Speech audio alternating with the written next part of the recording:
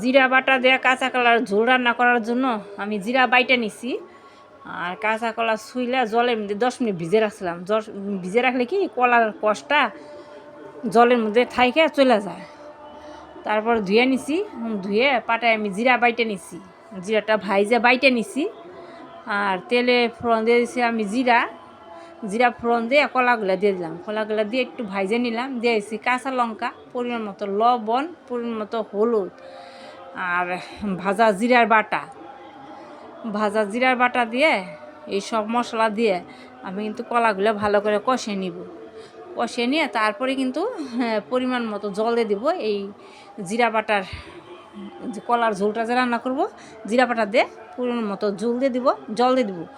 জল দিয়ে তারপরে এই জিরা বাটা দিয়ে কলার ঝোলটা আমি রান্না করলাম।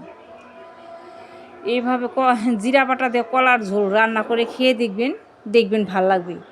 আমার এই জিরা বাটা দিয়ে কলার ঝোলে রান্নার রেসিপিটা যদি ভালো লেগে থাকে পেজটি সাবস্ক্রাইব করে আমার ভিডিওতে একটা লাইক করবেন। আর এরকম কাঁচা কলা জিরা বাটার ঝোল রান্না করে খেয়ে দেখবেন গরম ভাতের সাথে, দেখবেন কত ভালো লাগবে। এই মাখা করে রান্না করবেন, তাহলে খেতে ভালো লাগবে। কলার ঝোলটা দেখতেও যত ভালো লাগে, জিরা বাটা দিয়ে খেতেও কিন্তু গরম ভাতের সাথে ততটাই ভালো লাগে, আবার ততটাই স্বাদ লাগে। এরকম মাখা করে রান্না করলে হয়ে যাবে, কারণ বেশি ঝোল রাখলে এই জিরা বাটা দিয়ে কলার ঝোলটা কিন্তু ভালো লাগে না। আর বেশি জালও করা যায় না, কারণ বেশি জাল করলে কিন্তু কলাটা ভেঙে যাবে। কারণ কলাটা তো আমি একটু কষে নিছি, এই কারণে এই মাখা করে জিরা বাটা দিয়ে কলার ঝোলটা রান্না করে নিলাম।